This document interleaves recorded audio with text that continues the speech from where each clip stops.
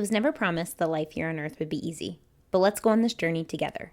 You're listening to From Hurt to Hope.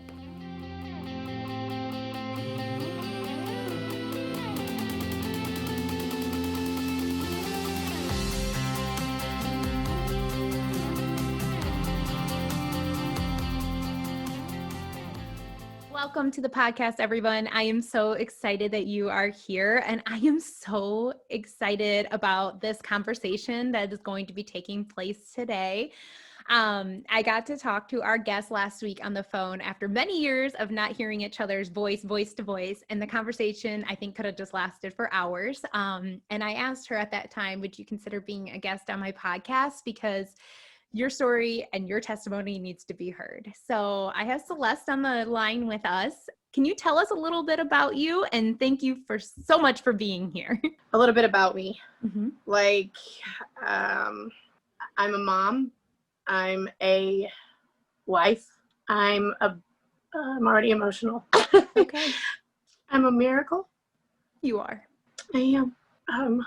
I'm just me. A very healed, broken person. You are. You've been through so much in your life. There's just no other way to say it besides a lot of loss and a lot of pain. Yeah. A lot of death, unexpected. Not death that you are ready to face. Not death that you have months or years to get ready for. It's the death that is one day not here and the next day here. Yes. From a very young age in your life. So yes. Can you tell me a little bit about your childhood? What was your home life like? And what was life like before the first instance of loss? I grew up in a normal little town in Norwalk. Mom, dad, went to church. I don't ever remember not being in the church. Pentecostals, those holy roller Bible bangers, as the people would say. But I never remember not being, in the church. It was scary. I don't remember church being like it is today, where everything is, good and it was scary. My papa preached on Revelations all the time, and it was like I was scared. I better be ready, because if I'm not, it's like, oh Lord, where I don't want to go to the hell, so I have to be ready. But as a child, I was a miserable child. I always had bad spirits. I had an encounter when I was little. I remember a little bit about it. My dad's told me about it several times. When I was about 4, my dad was in his room, and he saw an evil spirit go down my hallway and into my room. And my dad went, I sat up and screamed, and my dad went down the hall to see if I was okay, and when he turned the light on, the light blew, and it was an evil spirit in my home, and it attached itself to me. And I had that spirit with me all my life. And so I was a miserable child, but yet I don't know how to say this with like I was miserable but happy too, but I just always had a mean part about me, I guess is what you want to call it, I guess. But besides that, I was a normal child. My dad always did things with us. My mom, she was more quiet. My dad was the loud one. I did normal things, just was always in church though. My dad, I remember I would always get upset with my dad, actually, because I would never be allowed to go anywhere on Saturday nights because we had church on Sundays, and I was never allowed to go anywhere on Wednesdays because we had church on Wednesday. And I would be so aggravated because I would be like, what is that all we do? Is that all we do? Mhm. And but yeah, that was my childhood. I had good family and all that. I was normal kid, except for, you know, like I said, I just had that mean spirit that got to me. It got to you. And you say that it got to you. And the only thing I can think is that it got to you because your purpose in life was visible. That is the truth. Like that is that true. spirit knew that God had such big plans that it came after you at such a young age. It did. And I know exactly what you're talking about a dark spirit. Like it's not something that most people can see with their human eyes, but some people are gifted and they can. And it's just always around, and it'll get you when you're at your weakest, darkest moment, isolate you even more. You had a pretty average childhood. Grew up in the church a lot. You went to church a lot. I did. And then life got a little bit harder as you became a teenager, right? It did. I was in 8th grade, and I had just started my 8th grade year, September 8th. It was just the beginning. And I got called down to the office. You know, Celeste rang me to the office, bring your things. I'm thinking, what did I do already? School just started. And I get down to the office, and as I'm walking, my dad is standing in the hallway. And at first I thought it was my mom. You know, my mama is older. You think that, you know, she's gonna be gone, you know, out of all the people that could be gone the next, you know, in your life. You don't think the young people are gonna be gone. He didn't say anything at first. He just said, come on, we gotta go. And we got in the car, and he told me my mom passed away. And as a 13-year-old, I didn't believe him.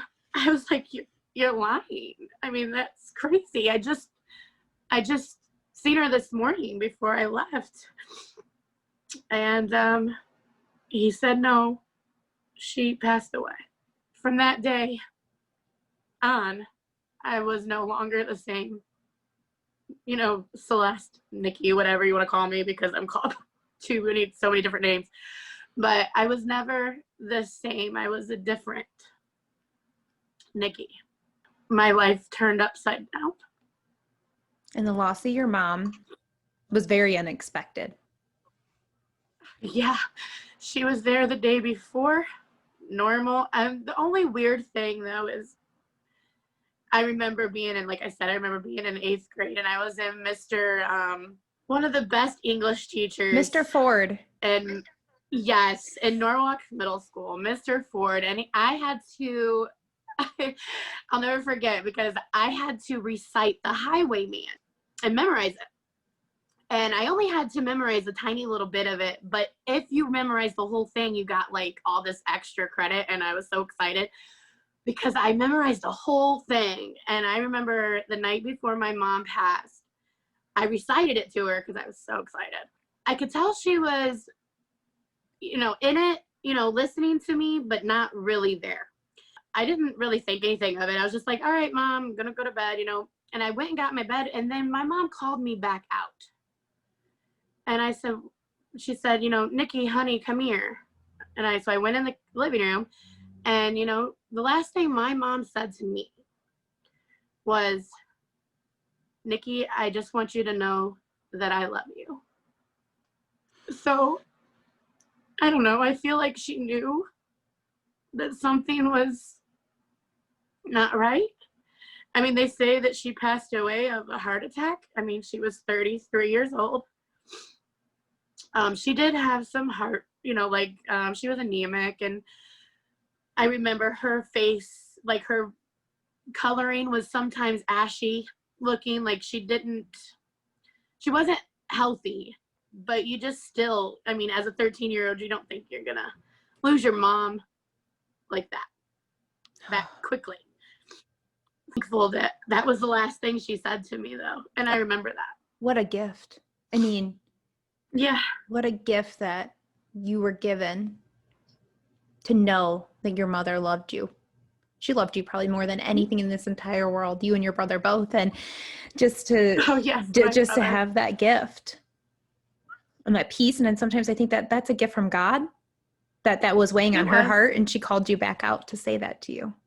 Yes. So life as you know, of course, it made me mad. You know, as I was getting older, I still, not now, you know, but for a while I'd be like, why would you choose to leave me? Yeah. That was a question I always had. I guess I never knew it, but I guess I was kind of mad at her. Yeah. You were so young, at an age where you probably need your mom the most. Yeah, absolutely. And life as you knew it changed, and things kind of started to just not be as important to you anymore, and you started to spiral a little bit. Yeah. At first, I remember I was like, oh my gosh, my brother's only 7 years old and my dad works. And I remember thinking, I'm going to have to take care of my brother. I have to, you know, be like the mom now. I have to clean. I have to, and I did all that for about 6 months, I guess. Because after my dad, you know, went back to work and, you know, things like that, I kept everything going, like just like my mom would have, except of course the things that I didn't know, you know, bills and things like that. I did the best I could like that. Me and my dad always had a good relationship before my mom passed. When my mom passed away, it changed my dad, which of course it did. At that time, it was all about me though. It was all about what you know, me, not my dad losing his wife, not my brother losing his mom too, just me. And so my life turned to where, and like you gotta remember, I said that evil spirit was already connected. So this just gave it another opportunity to, you know, feed on me and be like, okay, well now you can just do whatever you want and not listen and rebel and treat your dad like junk. And, you know, and me and my dad went through a really hard time. My dad thought, I think that my dad thought that he needed to get us a mom. So he remarried, and me and my stepmother did not get along whatsoever. A lot of it was me. A lot of it was that, I'm not saying it was all me because it wasn't, but just a really bad time. I look now, and I would have been different if I would have known what I know now, but I can't change it. My dad ended up having me move in with my grandparents. I went from house to house to house. I felt like because of who I was, because I was my mom's daughter, that the people just, that they had to take me in. Not because they wanted to, but just because who I was. Because I was Mary Beth's daughter. So they felt like it was their duty to her, not because who I was. So I went from house to house, and, you know, I skipped school all the time. You know, I just did whatever I wanted. And I think that was my teenage years. Yeah. And you skipped a lot of school, right? You said that it just ended up. I ended up having to do 9th grade, my freshman year, over again because I skipped more than half the year. Yeah. But you lost your mom during your 8th grade year and the following year. I did. I mentioned before in our previous conversation that, like, I don't know if I would have reacted any other way. I mean, nobody tells you how you're supposed to process this. Can't say that you spun too far off course compared to what most people would have done in that circumstance. No, I didn't. I could have turned to drugs, could have turned to alcohol, could have turned to a lot of bad things, actually. But that's why I know that the Lord was still with me, even though, like, you know, like I told you, you know, he was with me, I just wasn't with him. Married at 18 because I thought that getting married would settle my life down. I would be like not going from place to place to place anymore, and I would have my own place, and it would finally, my life would kind of settle. Not so much. My first marriage, I'm not saying that my first marriage was a mistake, because it wasn't. It taught me a lot of things. But anyway, me and him, we were just in different places, and I mean, we were 18 years old. I mean, what do you expect when you're 18, right? So we ended up splitting up after 3 years. And after we moved around constantly, like I told you, when I say I moved around, I never settled. I never stopped. And I was just so ready to stop.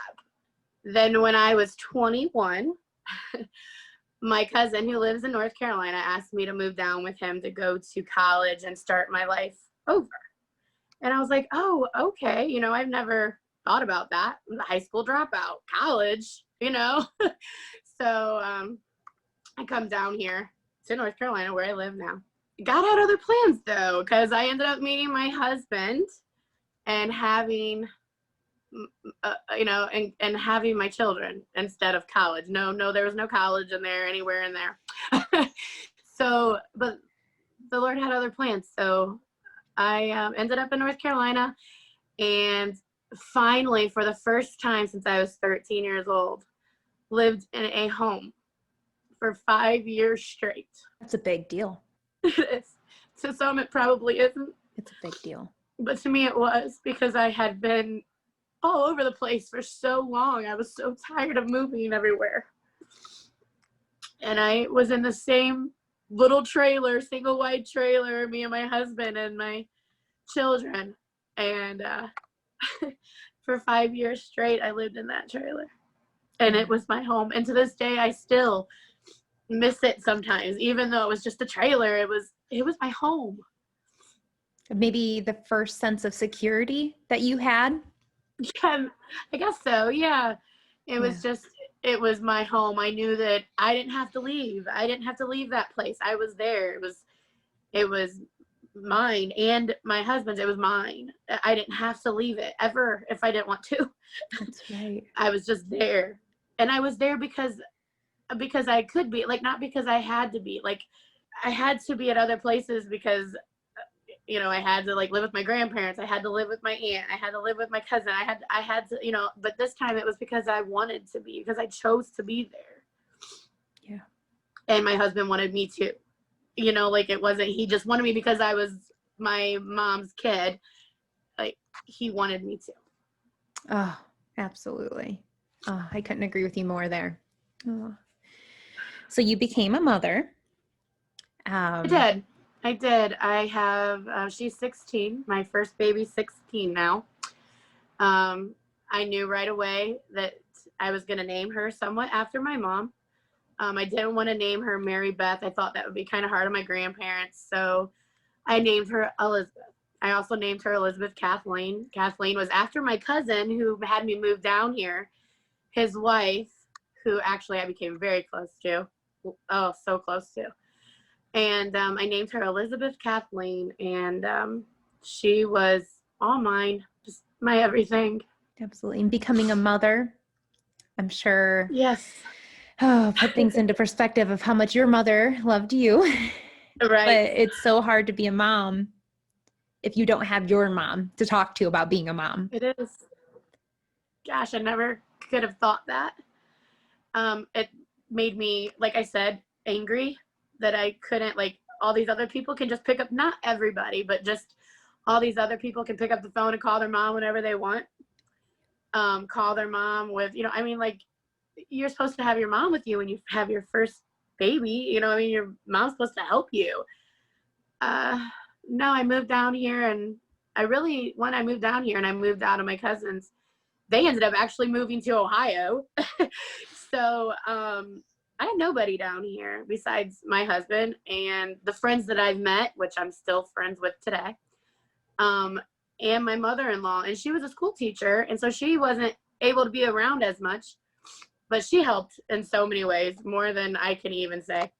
I was working I was doing good. I was, I was working the opposite shift of my husband so we didn't have to pay for childcare, and he was, taking care of her and while I was working, and just, the opposite, whatever. But it was good. It wasn't awful. Were you going to church Yes. during that season of life, or where was your relationship with God at? On and off. On and off. It's always been an on and off thing with me and the Lord. Yeah. Never cold, never hot, just that lukewarm that you're not, you don't want to be lukewarm, but that's where I feel like I was. Yeah. Every now and then, so churches down here are all Baptist usually, and not anything wrong with Baptists because I love them, but like I was used to growing up in a Pentecostal church, and I would go to the Baptist church and I'd be like, we do everything on a schedule. Oh, like a Pentecostal church, there's no schedule. You just go with the flow, So I remember being like, this is so not me. Like, this isn't me. Then I just got to where I didn't go at all. Not that I didn't talk to God.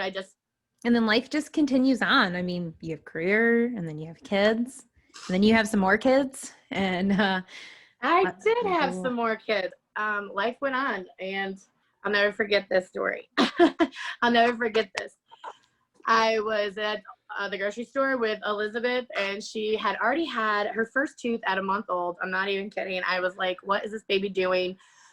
A month old and you have a tooth? What are you doing? And so she started walking at 7 months. She was very on top of it. I mean, like on top of the game. I mean, for not having an older sibling to watch, she was on top of it.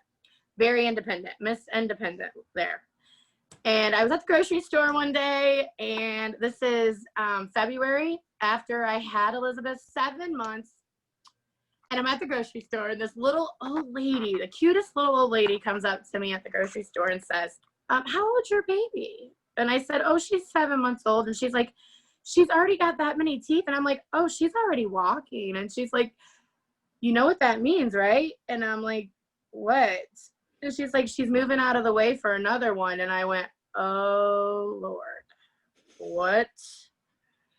And I went home, and my friend was coming over, and I was like, stop and get me a test because I'm freaking out. This little lady, I'm like, and sure enough, I was pregnant again. And I couldn't believe it. I was like, oh, Lord, Matt is going to be like, what? So because I was on, birth control at the time. So, I mean, I was like, what in the world? How did this happen? Right. So I go, and sure enough, I'm pregnant, and not with one, but with two. And I'm like shaking to death when they tell me that there is two. Yeah. And they won't let me leave the doctor's office until I'm settled down because, I mean, literally, I am shaking. I mean, like, I'm like, oh my God, my boyfriend is going to kill you. And they're like, no, he's going to kill you. I remember the nurses and doctors they're so funny. And I remember getting out of the doctor's office and calling my cousin Sabrina right away and was like, oh my gosh, there's two. And she's like, what? And I'm like, I'm having two. And I did have two. I had two girls. They were 5'4" and 6 pounds, and they were perfect at 35 weeks. They were perfect babies. Went home with me 3 days, you know how your 3-day stay in the hospital, didn't have to stay longer, didn't have a C-section, for perfect little babies, Michaela and Mackenzie. And I had them on October 17th, 2005. So I had 3 babies under the age of 2. And I didn't know how I was going to do it. And Elizabeth was growing up fast because these twins were coming. Not only was one coming, but there were 2 coming. That is so true. And I remember being like, Lord, what am I going to do? I mean, so I ended up not working anymore. And, but you know what is so crazy is I was on a schedule. I had them babies on a schedule. I was doing it. I was great. And, I'm not even kidding. I was exercising, getting up at like 6 o'clock in the morning, getting them ready, exercising. I mean, I was losing weight. I was getting back down. I was doing it. And then my next tragedy hit. The next tragedy that people can't even imagine happening. The worst nightmare. Absolute worst nightmare. Yeah. April 24th, 2006. I woke up, normal day, beautiful day, actually. And Elizabeth was, waking up, and I went into the bathroom and it was, like washing my face and getting ready to start the day, but couldn't figure out why it was so late because the babies usually have me up at like 7 and it was like 9.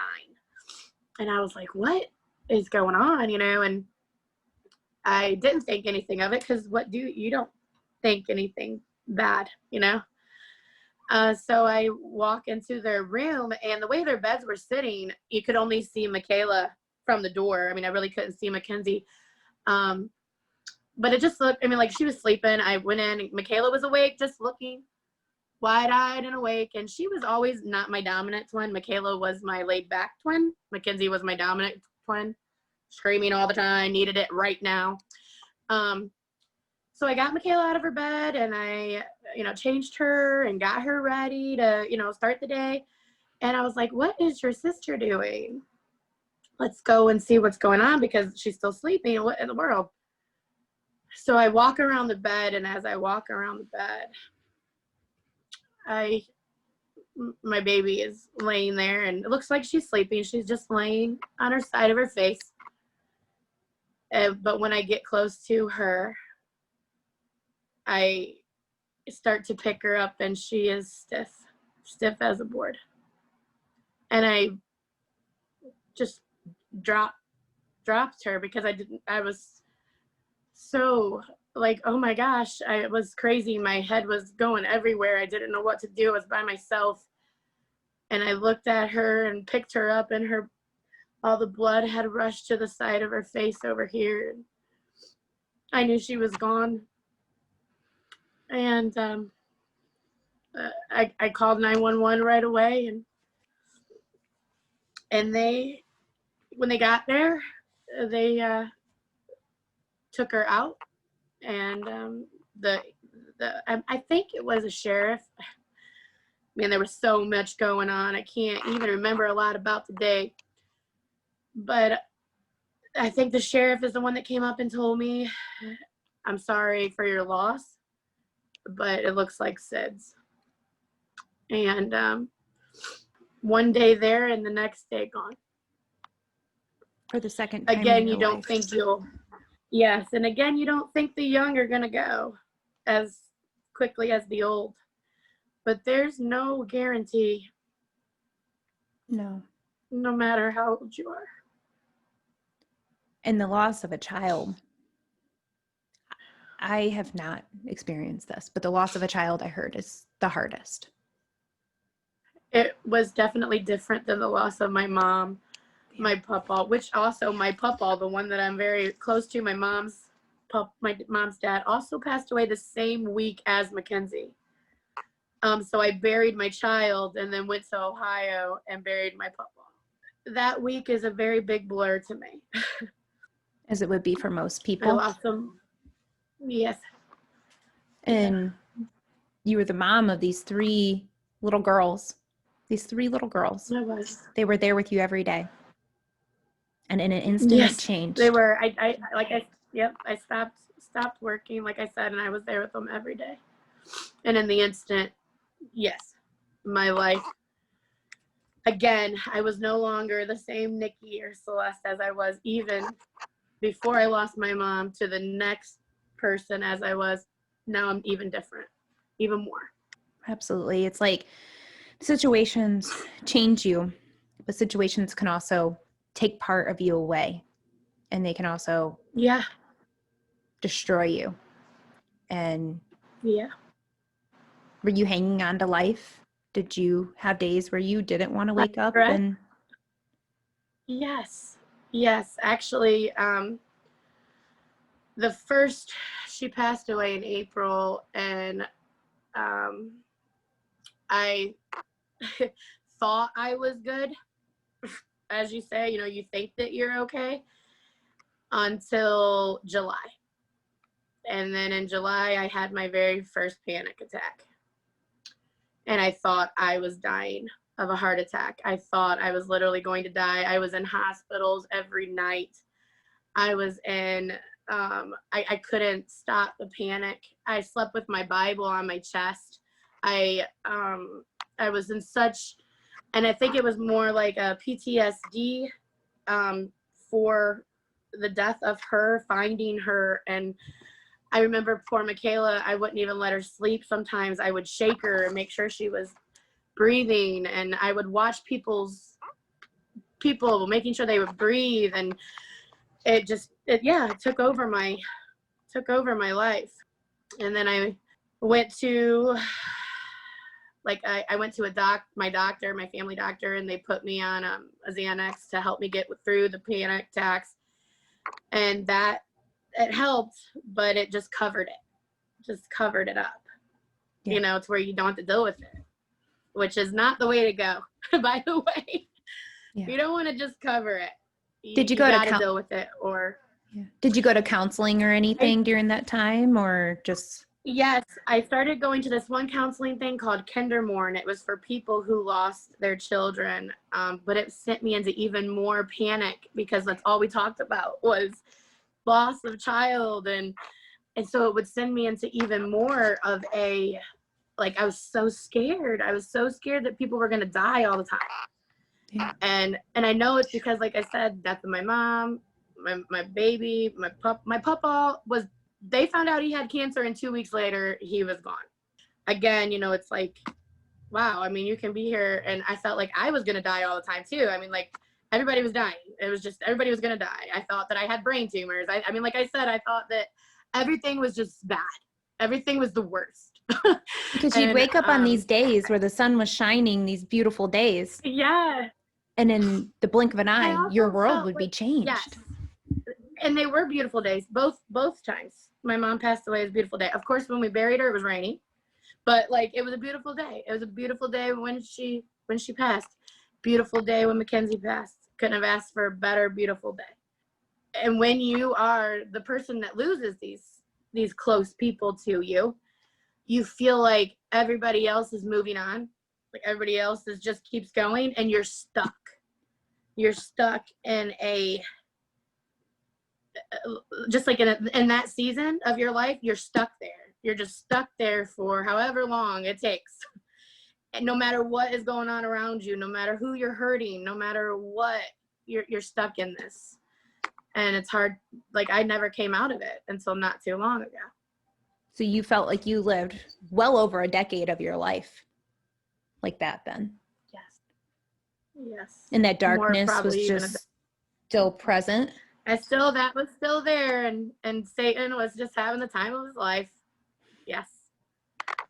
Absolutely.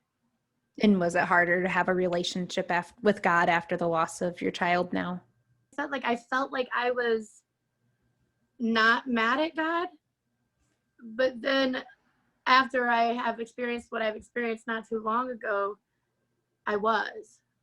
Yeah. So I don't really know though. I felt like I didn't blame him. I felt like I didn't at that time, but I think deep down I really did. So you thought you were healing, and you thought you had peace and forgiveness. I had this, is what I thought. I thought, I got this. I'm fine. But different people have made comments to you that you were always mad. Did. Is that right? Yes. Yes. My husband in particular. He would be like, "You're so mean." And I'd be like, "I am not mean. What are you talking about? You're crazy." My kids, "Mom, why are you always so mad? What is wrong with you? Why are you always so mad?" Mostly them, because they see me every day on a all day basis. And I know how to put on a game face. I know how to, make people think I'm not, but the people that really know me know, yeah, she's not as nice as you think she is. Let's put it that way. I think we're all different inside our own homes. To be honest, I think we're all a little bit different inside our homes. And I often think if people seen the way that I acted at home, they think I was the meanest person in the world. So give yourself a little grace there. But there was probably some underlying anger or just feelings there. Yeah. And I remember, like, I know that when I would be hurting, or like if somebody hurt me, and I mean, like, I would hurt them back, and I would hurt them back 10 times more. I had to apologize to a lot of people. It was words. You know, it was words you used, right? Yes. You make comments and say things. And yes. Just because I knew, hey, these words are going to hurt you bad. Yeah. And it's sad that I was like that for so long. Yeah. I never really had experienced depression until last year, but it's dark. And you experienced that. It is. After Mackenzie passed, I ended up going back to work because I thought that would help get it off my mind. And I went back to work, and I ended up meeting good friends. I ended up just quitting my job, throwing the keys down. I was an assistant management. And in 2012, I'm done. I remember telling them, you see all this, just, you can have it. And I walked out, and it was a stressful job. I'm not going to say it was all because of my home, but it was a stressful job. And not just that, but my home life was not great. My husband was an alcoholic. Sober now, though. Sober now since 2012. I was addicted to Ambien, the sleeping medicine, that I would mix with my Xanax and make me a nice little cocktail. And I would just not, I would come home from work, take that, eat something, and go to bed. That was my life for years. I did not even admit that I had a problem. I was like, oh, I'm fine because it's prescribed to me. But when you're taking 2 Ambien and 3 Xanax at a time, that's not the way you do it. Thank God he was with me all those years, because he finally, I decided, I'm just going to lay on this couch, and I don't really care if I live or if I die. I don't care anymore. I don't care about anything. I let myself go. I had gained. I'd never been like a super small person, but like I was not, I was almost 300 pounds at that time. And I was like, I just don't even care anymore. After Mackenzie passed, I let myself go. I started drinking pop again. I started eating anything and everything. I didn't watch what I was doing. I just, whatever, didn't care. And I ended up leaving my house and going to Ohio and staying with my grandmother for 2 weeks and laying downstairs in her basement. Didn't care what I didn't care if I lived or died. Like I said, still staying in her basement. But then when I got back home, I was like, okay, it's time to like do something different, I guess. And it was still 2012 at that time. And my brother ended up moving down with me for a while from Ohio. And me and my brother have always had a unique brother and sister bond.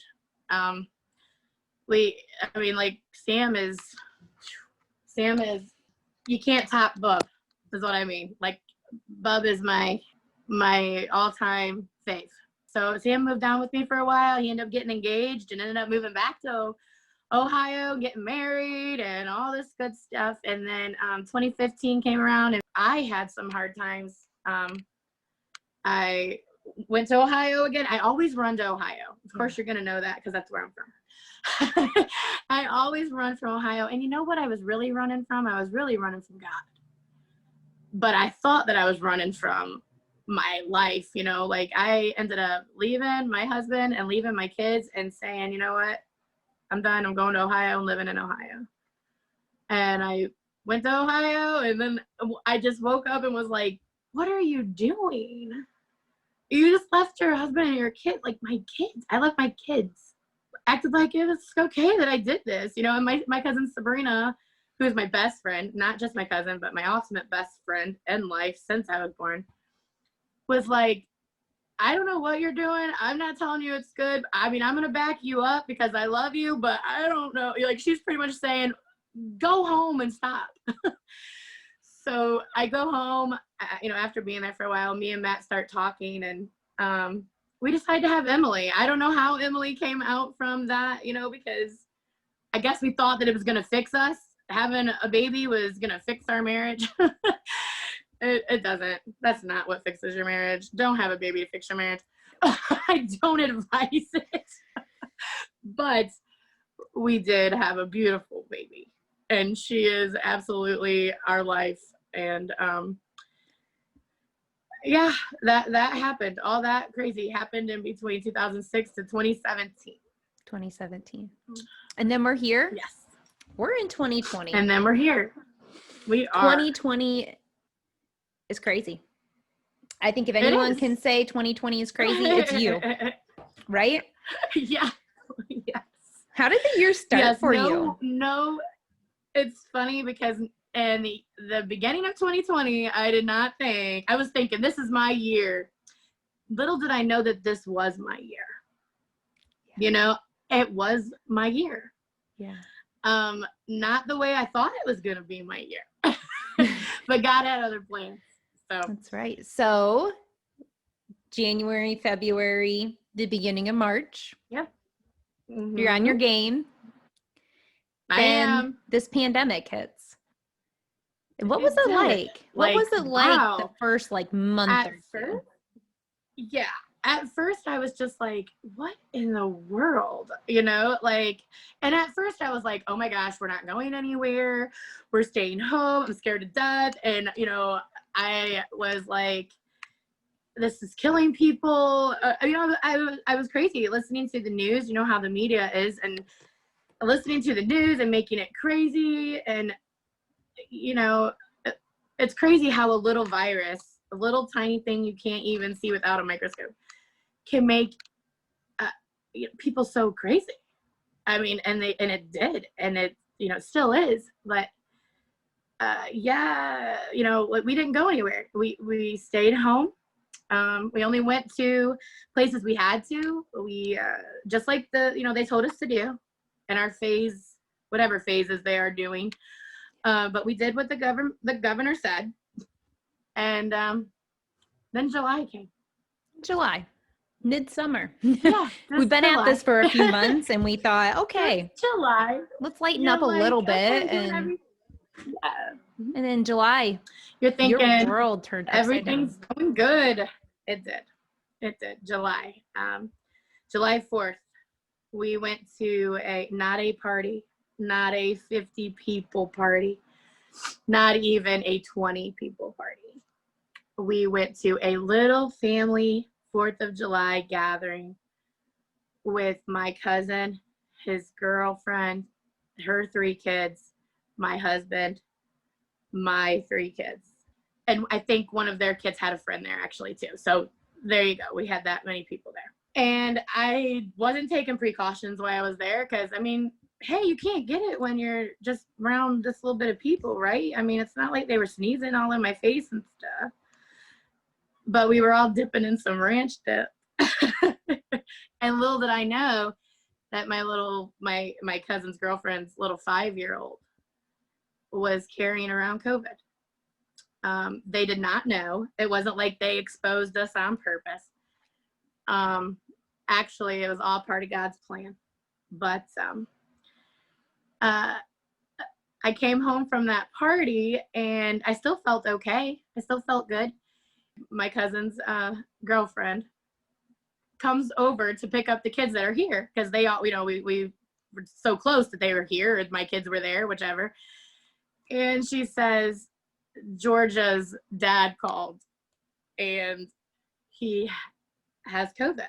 And I'm like, oh, and I went straight into a panic attack. I thought, oh my gosh, if I get this, I'm going to die, because that's all the media said was if you have these kinds of pre-existing things, which I did. I have diabetes. I don't know if high blood pressure is one, but I mean, I'm overweight. I have the diabetes. Those are two top ones. And I was like, I'm pretty much going to die. Yep. And so I was like, and then I started feeling sick. 4th of July is when I was exposed. And then July 9th, yes. I came down, I woke up and I was like, oh, my throat hurts. And I knew that I was getting sick, and I hadn't been sick since this started because I haven't been out anywhere. I haven't been sick at all. So I'm thinking, oh my, what is going on? And I told my husband and the kids, I said, I don't know if it's COVID, but I'm getting something. And it started out with a little throat thing there, and then I kind of had a little cough. And then I called the doctor and I told her, hey, I've been exposed to COVID. What do you think I should do, considering that I am diabetic? And she said, well, do you have a fever? And I'm like, no, I haven't had a fever yet. I haven't had anything except for these couple of little things. Can you taste? Yeah, I can taste. Stuff tasted funny, but I didn't lose my taste. I didn't lose my smell. So I said, the only major things I had at that time were the kind of throat, little bit of cough that I had. So and she's like, yes, I still want you to get tested. So I go get tested. And then on Monday, I got the results back, and it said, yes, you are positive, COVID positive. So I'm like, okay, we're dealing with it. And then Matt had to go get tested because of work. And yes, his was positive. And Elizabeth had tested, and she was positive. I didn't have Michaela and Emily tested because there was no reason to have them tested. What were Emily the didn't others? show any signs at all. What were the other symptoms in your family? Elizabeth had a fever for like a day, and that was it. And then she had like the chest pain and a little bit of a cough and the throat thing. Matt, barely anything, little bit of a cough, and that was it. Michaela did have a fever for one day. I'm sure she probably did have it. I just didn't get her tested because I didn't figure that we needed to. We were already in quarantine. And Emily had no symptoms whatsoever. So I didn't even do that to her either. That Monday, after I got tested and I got the results, I started getting fever. And it was bad fever. And my thermometer didn't work too well, but they were saying 101, 102. I would take medicine and it would go away. I had like chills so bad that I remember like crying because I was so cold, like I had never been so cold. And usually I'm a really hot person, and I, don't like hot. And I was so cold. And I dealt with those fevers for a week, from Monday until Sunday, July 19th. Did your doctor just have you July stay 19th. at home, or were you in contact with your doctor? She didn't know. You didn't tell? She didn't know. Okay. I didn't tell anybody. I just thought, oh, I'm going to be fine. My cousin, the one that, that I was hanging out with on 4th of July, she's a nurse, and she's like, if you start feeling, like you can't breathe, or if you start getting fevers, you need to go to the hospital. You need to let somebody know. And I'm like, oh, I'm fine. I'm good. Yeah, I wasn't. You had a fever every day for that whole week? Yeah, every day? Every day. Wow. Did you get out of bed, or were you like in bed the whole week? I would get out of bed. No, I would get out of bed and I would feel pretty good for a little while. And then when the fevers would hit, I would have to end up back in my bed. But like the mornings started out really good. Like they would always start out kind of good. And then, but as the day would progress, I think because I had to use my lungs more, like the breathing, when I'm, not walking around and things, it's probably not as bad. But when the fever would hit me, I would try to take something to break it. And it got to where it wouldn't break. It wouldn't break anymore. So now we're on Sunday, the 19th. Yes, we are. Which I smile because what a day that was. Like I said, I woke up that morning and it was normal day. I felt kind of good. I was like, oh, maybe this is going away and da-da-da. And then like it just like boom, hit me so hard that I was like, oh, wow, this is bad. And I remember laying on the couch and just shaking uncontrollably. And like I would kind of doze off and I would like, like, and I couldn't, like I knew my breathing was weird. Like I knew that something was not quite right, but I still didn't think it was that bad. And so I was so cold that I had Elizabeth run a really hot bath, and here I am having a fever, but I'm still in a hot bath because I'm so cold I can't stand it. And Matt and Michaela were going to pick up some groceries from Walmart to get me some ibuprofen to break the fever. And I asked Elizabeth knew something was wrong because I like started talking like delusionally, like, and I didn't even realize it. And she was like, "Oh, Mom, something's, you're not right. Do you think I should call the doctor or something like that?" And then at that time, it hit me so hard that I got out of the bath. I laid in my bed. I knew that I was dying. I knew that I was dying. And I'm pretty sure that I was going to. And I was ready. I knew it was so funny because I've never been ready. I've always been scared to die. Like, I mean, like even when I was in that state of depression and I said, I didn't care whether I lived or died. I mean, really deep down, I did. I didn't want to die. But this time I knew that I was dying and I was ready. I was ready to go. And so your daughter seeing all of this. Yeah. You're laying there. I am. And you decide to make a phone call. Yep. To the one and only Jeff Ramey. My dad. My number one. Your daughter leaves the room, right? She does. When she hears me, at first I tell her, call Papa. I know he's at church right now.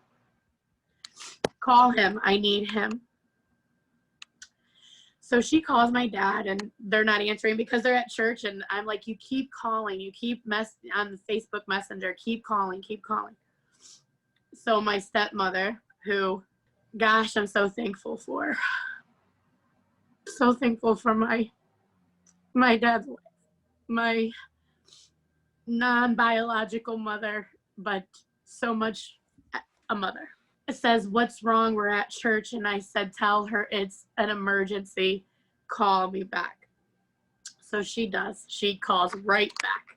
And I said, "Ma, I need Daddy. I need my dad. I need you to pray for me because I'm dying." You couldn't breathe. I couldn't. I was trying so hard. I remember, and I couldn't, like, I couldn't get the air out or in, for that matter. And she rushes, and I tell my dad, I look at my dad on the messenger and I say, "Daddy, I'm ready. I'm ready to die. I'm ready to go and be with the Lord. I'm ready." And he looked at me and said, "No, you're not. You have 3 kids that you need to take care of." And I said, "Well, either he's going to have to heal me or he's going to have to take me because I am literally dying right here." And my daughter, my Elizabeth, my 16-year-old daughter runs out of the room, and I believe she was so scared because she thought I was going to die. You thought you were going to die. And I didn't know what she was doing. I didn't. And when you're at that point, you don't think about anything else, but you're ready to go. Just take me so I don't have to feel this way anymore. And I didn't know what Elizabeth was doing. I just knew she ran out of the room. And it was just me and my phone in my room. So I thought. Your dad doesn't hang up. My dad. Yeah. No, he doesn't. They run into the church and they go straight to the pastor of the church. And I can hear the church praying over me over that phone. And when I say what happens next, I can't say God's any realer than this. because as I am hearing them pray, I feel the Spirit of the Lord, the breath of life, like a hot fire, go down my throat,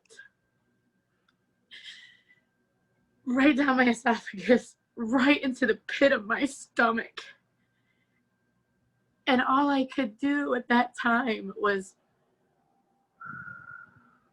and I knew I was going to be okay. And I knew that God healed me right then, in more ways than anything. As for Elizabeth, where my baby was, you know, as a mom, you always think that you're failing. But my baby was downstairs on the floor, praying for her, praying for me, that God wouldn't take me. So, you know, I didn't know where she went. Like I said, when all that was going on, I didn't know where she went, but she was downstairs praying for me. So you always think, like I said, that you're failing, but then they show you that you're not. Because somewhere along the line, I must have taught her, you know, prayer somehow. I mean, I know that God's always been with me, like I said, so I know that she gets it, but she was doing what she knew, and she was doing right. So it was really awesome to know that. Not only did you have the church hundreds and hundreds of miles away praying for you, they stopped the service and prayed for you. They did. But your baby girl's praying for you right in the same house. She was. You said that you were healed, not only just from the virus, but from so many things. Then the ambulance came and I went to the hospital and all that crazy stuff. Because they called for help. I knew that they did. And I think, what was it, by the time you got to the hospital? Yes. You were telling them you were healed. By the time, yeah, like it was so funny because when I got into the ambulance, my oxygen was really low and I had to have oxygen put on. Never a ventilator. Thank Lord. I know that was him. But I had to have oxygen because the COVID had turned into pneumonia and both my lungs were covered in pneumonia. Not just one, but both of them. And not just a little, but a lot. And when I got in the ambulance, and I was still out of it because when they checked my temperature in the van, it was 102.7. And so I was still kind of, you know, but I get in there and they hook me up to this stuff and I'm just singing old hymns, Bible hymns, old Jimmy Swagger, if you know who that is. It was a preacher my dad I grew up with listening to as we were getting ready for church, and I was singing the Jesus, just the mention of your name. And these people are like, I mean, I really don't know exactly what they looked like because I was so in the spirit of the Lord, Nicole. I'm not even kidding. Like, you could probably see it radiating off of me. But I was just singing that, and This Is Holy Ground, and all these old songs I used to sing at church. And I get to the hospital, and they check my temperature again, and by this time it's 103 point something. Can't remember the exact. And I remember not being cold anymore, but so hot. I was so hot with a fever, but so hot. And I just remember they were trying to get these IVs in me, and they were trying to do all this work on me, and I am just singing and just rocking like this. And I remember I seen the one guy out of the corner of my eye, and he was just like looking at me like, everything okay in there? And I just was like, this is holy ground, you know, just singing and swaying. I was so crazy how that happened. And then by the time they got me up into my room, you know, I'm still just singing. And they're asking me all these questions, and I'm just like, yeah. And they're like, how are you feeling? And I'm like, oh, I'm feeling good. And they're like, you're feeling better? And I'm like, yeah. And they're like, okay, we still need to put like oxygen, you know, and they had my CPAP there for me and all this. And they're like, do you need help going to the bathroom? And I'm like, no, I'm good.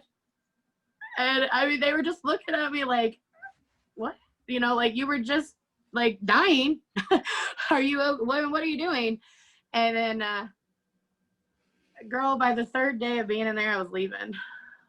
And, you know, which is so awesome because, like, you know, the Lord, you know, he was only in that tomb for 3 days. I was only in my COVID, you know, hospital stay 3 days. And boy, when he resurrected me in those 3 days too. I'm no longer dead, but I'm alive. And my spirit is alive. It is. It is. You were healed from so much. Yes. So much. While I was in the hospital, I was noticing things about me, not just physically either. I was like, I don't feel aggravated, because I always just nonstop felt aggravated all the time. Like it was never non-aggravation moment. I was like, I don't feel mad. Oh, I'm talking to my husband different. Oh, I have this peace that I've never had before. I didn't, how do I want to say this? Like I didn't think that it could happen that quickly. You know, like even though I was brought up in church all my life, Nicole, even though I knew the way, I didn't fully believe it, I guess, until it happened. In a moment. And one moment you were on your like, deathbed saying goodbye to your dad.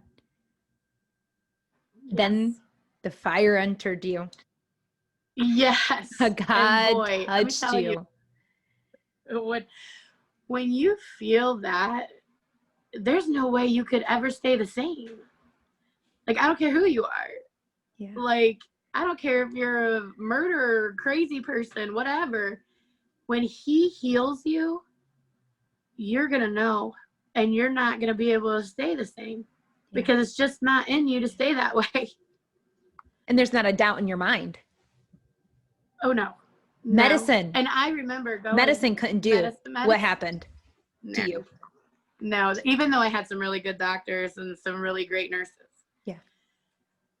They gave me some, you know what? I really don't even know exactly everything they gave me, but I was on an IV with some medicine, maybe an antibiotic, I think, because they didn't want me to get any kind of infections and, you know, like that. But I was already healing up before that, you know, like they helped me though. No doubt about it. My nurses and doctors were absolutely amazing, but no medicine's going to heal my soul. Yeah. No medicine. And I just think about you one moment being on your deathbed, literally,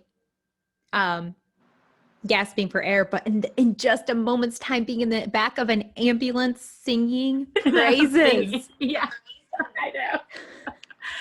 It's so funny. It's just such a God thing. It's just what he does. It's what he does. It's like, oh, you thought that I couldn't do this? Oh, watch me, you know? Oh, you thought the devil had you? Well, he may have, but he doesn't anymore. And, you know, I was listening to your podcast yesterday, like I said. And when you say that, you know, the evil spirits, Satan, wants you, especially when you are for Christ, when you are for him, Satan wants you even more. But in the end, God will win. And he did. He did. And he did.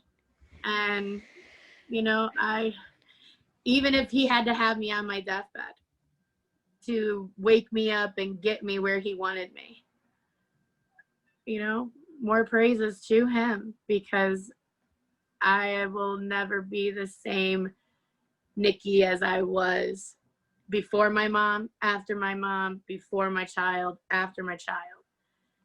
This is a different, it took 38 years for me to feel this way. You know, and sometimes I say, like, I was talking to you, and, you know, why did it take 38 years, Lord? But like my dad pointed out to me in the Bible, and I want to say it was John, that it took the man who wasn't able to walk for 38 years. It took him 38 years for God to heal him. And I'm like, okay, I'm okay. 38 years is good. Okay.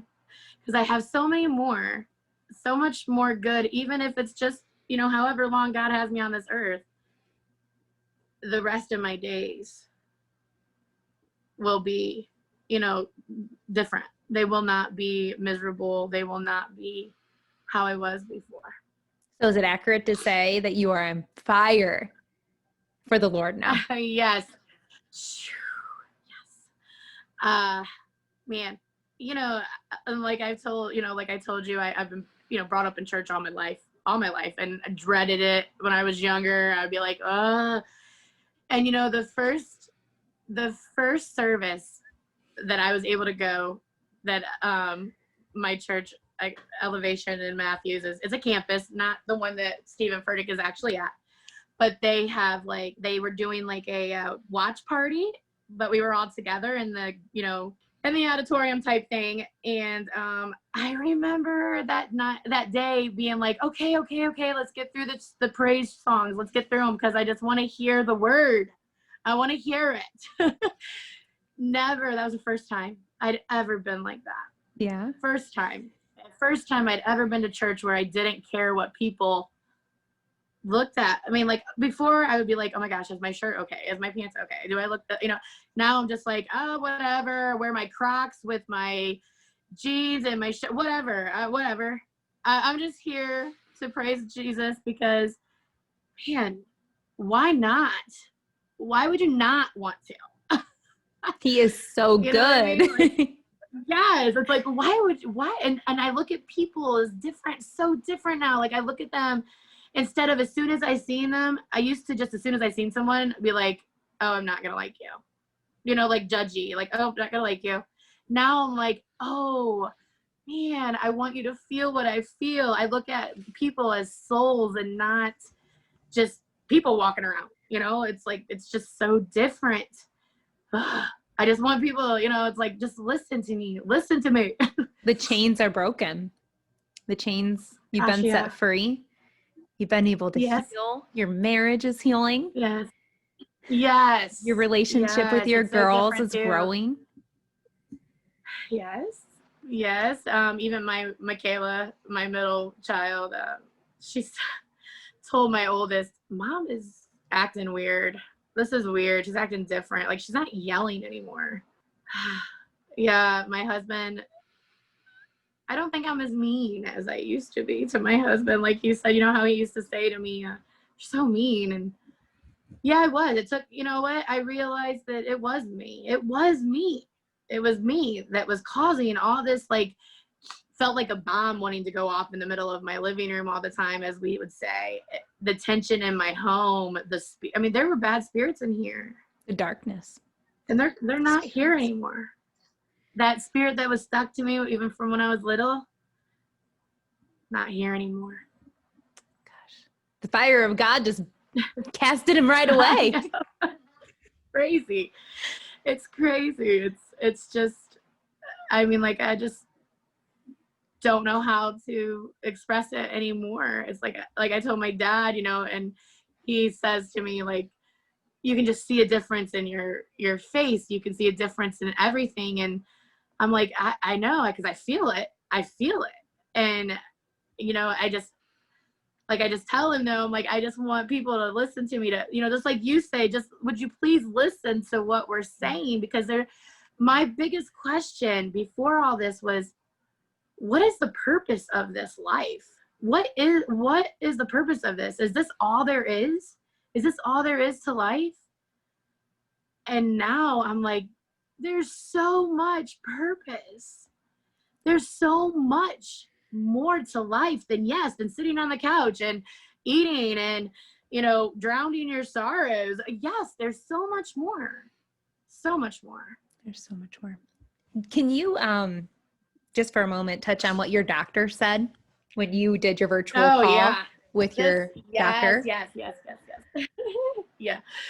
My doctor absolutely is, I thank God for her, because my actual doctor that I had since 2006 passed away passed away this past February of a heart attack.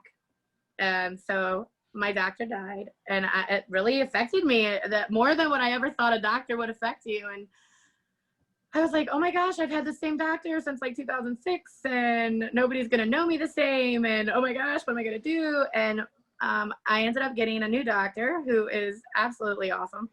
I ended up doing my first call with her after getting home from the hospital, and it was on a Monday, because I had to go and get checked x-rays to make sure the pneumonia was gone, which, by the way, was absolutely clear.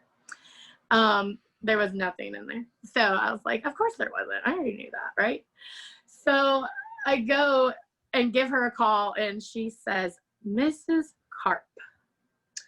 She says, I don't know what kind of like good karma you have, or what you've done in life to deserve, to be here, but you should have died, but you're here. And I'm like, yeah. I was like, it's not called good luck or karma or anything like that. It's called God. And she was like, you definitely have something spiritual going on. So, yeah. And there was 2 doctors that actually was following my case, because it was such a quick turnaround. 3 days, girl. And I'm not kidding. 3 days. Pneumonia doesn't just go away like that. When your lungs are both completely full, it doesn't just go away like that. I know. And 3 days. Sunday. Well, I mean, besides the week that I dealt with it, but from the time the Lord healed me, 3 days. And I was out of that hospital. Clear from COVID. Clear from pneumonia. Clear from spiritual downward whatever I was living in. And I was a new person, like when they say you're born again, yes, you are, because everything that I was doing, everything that negativity that was in my head all the time, all the just, I always had something in my head. I always felt like chaos. And it's just peace. Just peace. An unspeakable peace. It is. It is so unspeakable. I mean, I don't know why people, I don't know why people don't, why do they not want this? Why would they rather live, even to myself, asking myself, why would you want to live like that for so long? But God knew I was ready. It was time. And you are healthier now than what you were pre-COVID. Oh my gosh, yes. Can we celebrate that? I know, it's crazy. I am diabetic. I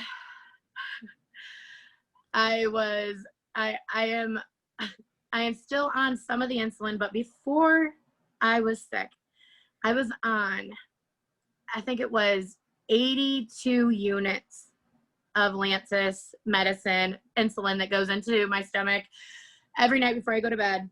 I am now on 24. I know. I have such when you carry such burden, not only does it internally make you heavy, but my shoulders were always in pain. And, I just had a lot of stuff on my shoulder, just like tension. You're carrying burden, you're carrying something. All that tension's out of my shoulders. My back doesn't hurt like that anymore. I went back to work, which I haven't worked since 2012. crazy, crazy amount of energy to where it was just like, I couldn't even sleep. I was so like, Lord, I mean, I was like, Lord, please let me sleep just for a little bit, just for a couple hours. Because I just had so much I wanted to share with the people. And I mean, if it wasn't for you, I don't know how I would have even shared it. I mean, it was such a blessing that I did share it on Facebook a little bit, you know, but because you stepped out and shared it on Facebook. It was just more of, yeah. I mean, there's just so much more of it. What I put on Facebook, there's a lot more to that. Yeah. I was scrolling one day, and when I seen Nikki on there, I'm like, whoa, she's on here. What is happening? This caught my attention. I had seen an update that you had COVID. I'm like, I need to know what she's saying. And I was sobbing by the end of it. You are the reason I did that. I watched you the night before talking about how you wanted to reach to people and how people won't listen to you. And I was like, girl, I'm listening to you. I have followed you and your journey so many years. So many years. I mean, I've talked about you so much with my family. They know who you are when I say my friend Nicole on Facebook. They know what I'm talking about. They know your babies. They know your weight loss journey. They know everything. Yeah. You've been my inspiration for all these years. So when you said share, I said, okay. And I did. And yeah, and it's got me to where I am right now with you. Oh, and this is a story that people need to hear. That's why I do what I do, is because yes, of people like you who've experienced miracles and the hand of God touching you. And to see somebody that has had so much loss in their life, a parent, a baby, so much death and darkness, and to be able to say, I am here and I am healed and I am a child of God and I am on fire and I want the world to know about him. That's why I do what Absolutely. I do. And it takes so much, it just takes boldness. It is so hard. Yeah, which I didn't have. Yes. It's so hard. It's so hard to talk about the ugly, hurtful, terribly dark things. But it's hard to come out of, like you said, it's hard for me to get on Facebook like that. That's just, I mean, I wouldn't even put pictures of myself on Facebook. Hardly ever. And for me to do that, I needed to get that out there, though, because the Lord needed to have that glory. That's right. I mean, they needed to see what he has done. This is all for the glory of God. This is all for the glory of God. Not for me, but for him. I mean, that's right. If it wasn't for him, I truly would have died. I can say the same thing. If it wasn't for God, yes, intervening on my darkest day, I don't know if I would be here. Yeah. Because in those darkest times, you're not really thinking about other people. No. You know, like your husband and your kids and everybody who it's going to hurt later. Yeah. When you're not here. Yeah. You're just thinking about you. I cannot wait to see what the rest of your life has in store, because God created you from the very beginning for a reason. Yeah. And the darkness tried to take you down. It did. And it did for a long time. As it would anybody who faced the things that you faced. But girl, you have been set free. You have been healed. Yeah. Oh, you have a message to share, a testimony that will touch. You do.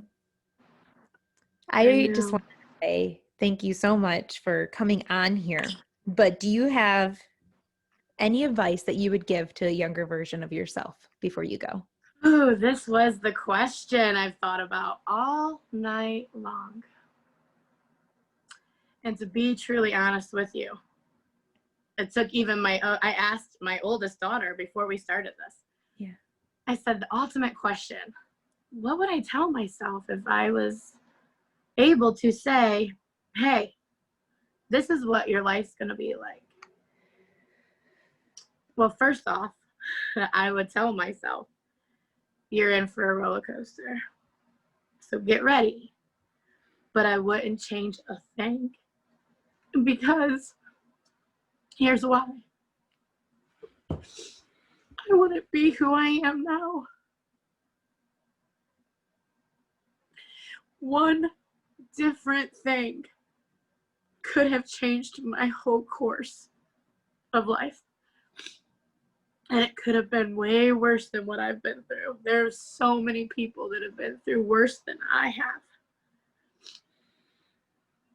But I wouldn't tell that little girl to change anything,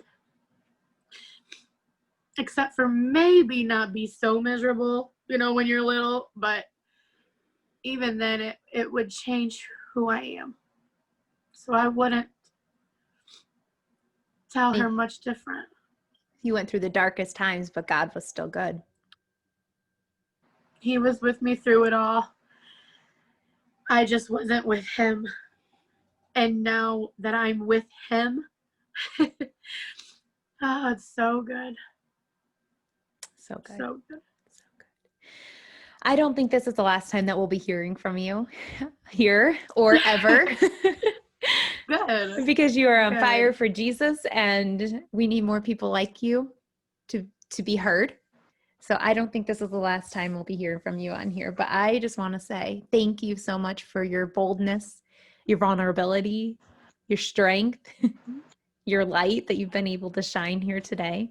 How can people find you on social media? How does your name appear? If anybody has been touched by this message, how can they connect with you, or do you have an email that they could reach out to you at? I do. My email is just Celeste Nicole, and then 82 at yahoo.com. Yeah. So, yeah. You are amazing. And you are a gift. So are you. You are a gift. Well, thank you so much for sharing your message. You're so welcome. And thank you for having me. Absolutely. Well, there you have it, guys. You just finished another episode of the From Hurt to Hope podcast. I hope you enjoyed this message as much as what I have. I mean, 2020 has been a crazy year. And I think it's, a lot of it surrounding the pandemic and everything. And you just heard from a guest whose life was changed by COVID. Really being led from having COVID to having a great relationship with Christ. So I hope if you have time that you will go ahead and find Celeste. Her name is Celeste Nikki Karp on Facebook, if that's the easiest way for you to connect with her. So I am really excited to bring you guys the next upcoming episodes. So much energy and work and just happiness is going into these, and I cannot wait to share these with you guys. So in the meantime, keep sharing the podcast with any friends or family members that you think it will touch. And I just appreciate all of your guys' love and support and positive feedback. Thank you so very much for that. If you guys have time to leave a review on the podcast, you can definitely do that if you are an Apple user. And I just want you guys to know that I appreciate you. I'm praying for you. And if you ever need anything, do not hesitate to reach out. Until next time, take care.